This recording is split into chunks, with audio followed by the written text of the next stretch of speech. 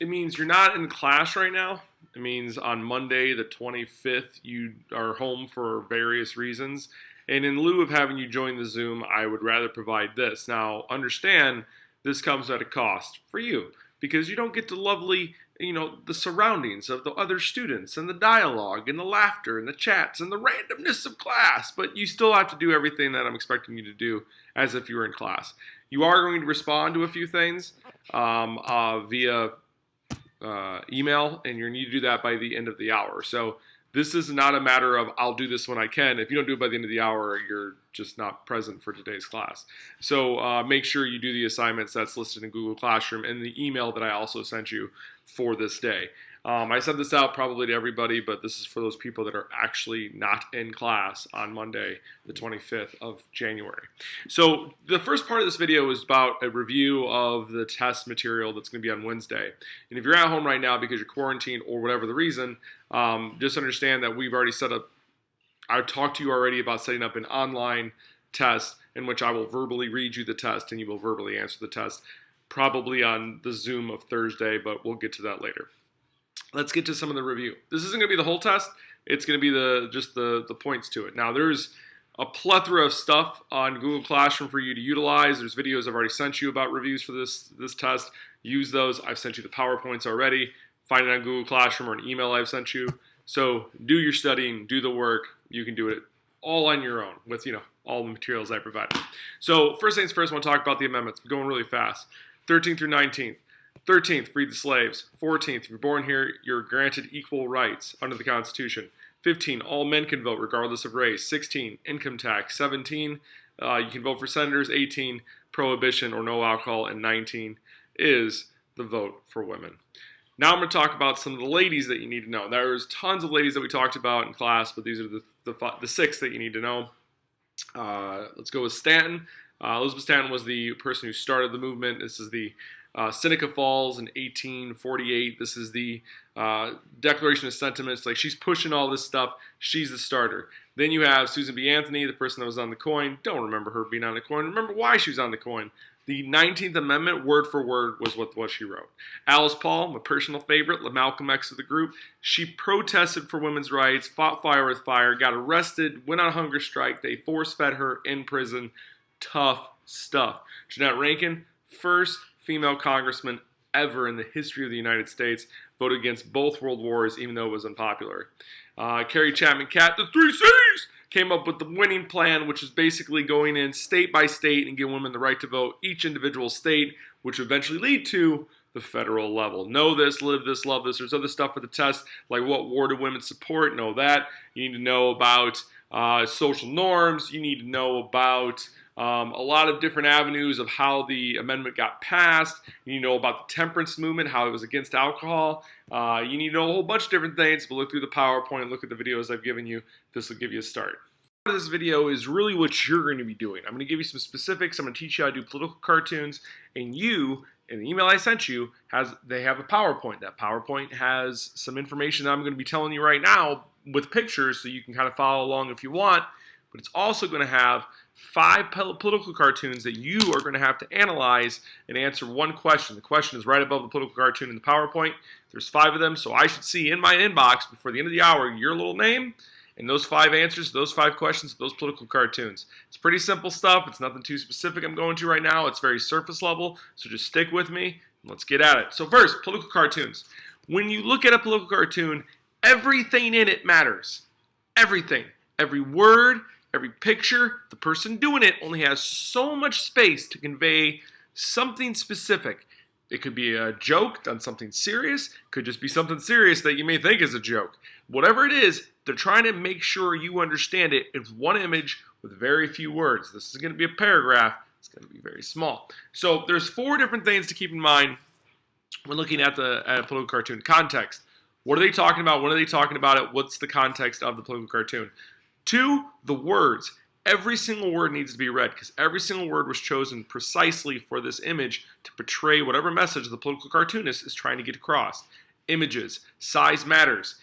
Things that are bigger represent specific things. Things that are smaller represent specific things. The image themselves might be caricatures, whatever. The image matters. Every picture in there is done a specific way for a specific reason. Make sure you look at them. And finally, rhetorical strategies. So like characterizations, allusions,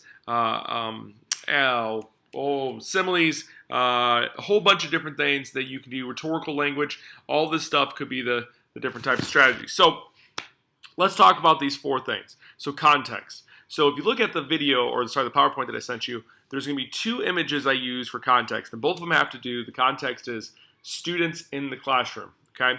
And the first one is 3 students are sitting there, and it's going to be a student that has like Chinese student, or it says China, it's a student, has glasses, they're looking at a math book, they're ready to like learn math. The next student, it says India student from India, and also science book, glasses, ready to learn. And then he goes to the USA student, hat turned backwards, blowing bubble gum. It actually has a smiley face in the bubble gum itself, and they're just looking at like their phone, listening to some tunes. So what does this portray? What is this trying to show you? Well, it's trying to show you that this political cartoonist assumes, or is trying to show the audience that other countries, specifically China and India, the students are focused on academics, and USA is not so much. You don't have to believe the message, but that is the message that the cartoonist is trying to relay. The second one is, there's students in the back of a classroom, and it's like first day of school type of scenario, teachers at the front of the board, and the students in the back holding a textbook going to another student, how do you turn this on? And the message is trying to portray is that students are so used to something digital that they don't know how to use non-digital devices. So this is what the political cartoon is trying to relay to its viewer as they're looking at it. The next one is words. Words matter. Every word is chosen for a reason. The first image that you're going to see is like a climate accord or some sort of climate expo where there's a person sitting at a podium saying all the things that will happen if we just focus on climate change and the challenges to climate change. Clean water, clean society, more clean jobs. Just this huge list, like a giant list of all the things that could come out of focusing on in the environment. And then someone in the audience is saying something to the extent, I'm going to paraphrase a little bit, is, but if it's a hoax, we'll make the world a better place for nothing. And it's commenting on the idea that like these things might be good, and doing them is good for good's sake. Like it doesn't have to, even if climate change was a hoax, which the evidence is going to point somewhere else, but even if it was a hoax, we're still doing good by doing these things. So it's a political commentary on a scientific thing. And the words matter because you have to look at what's going up on the board versus what's going out of the person's mouth and how these relate to each other. The other one is this. There's the next picture is a dad, and he's sitting there and he's like, gas prices are going down. We can go anywhere. This is going to be amazing. And then like the next like panel, it's like everything's closed because of COVID. And it's like this commentary on gas prices are down, but you can't go anywhere and do because the gas prices are down. Or really, if you look at this, maybe gas prices are down because nobody's going places. That's why it's all about supply and demand, folks. So it's commenting on this parallel, these things that are working at each other, if you will. The next one is the images themselves. The first one shows like a teacher, and she's given apples by students, and one of the students is holding up not an apple, but like what the symbol of the COVID virus is. And really what that is he's literally holding an apple. Like, that's what it conveys. But the apple is actually the COVID virus, and it's unintentional. The student may be infecting that teacher accidentally by doing something nice and what was normally a polite thing to do.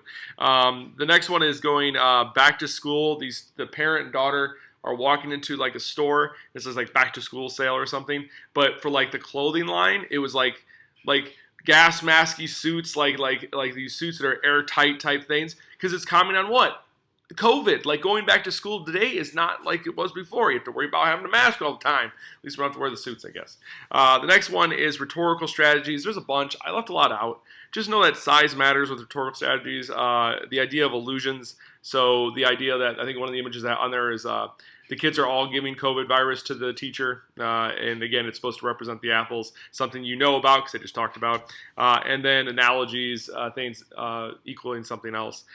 Just pay attention to all 4 of these in these cartoons. Now, what you're going to do, the 5 cartoons that you're looking at and analyzing are, one is Election Day, and it's going to look like this. You can see it a little bit. And basically what it shows is this woman is going off, and it says Election Day on the bottom, And the man is sitting there with the two kids in his hand, and he looks scared out of his mind. And what is this trying to portray to the reader? That's what you're going to tell me. The second one you're going to do is it's this image. It's two parts. First part, it says votes for women.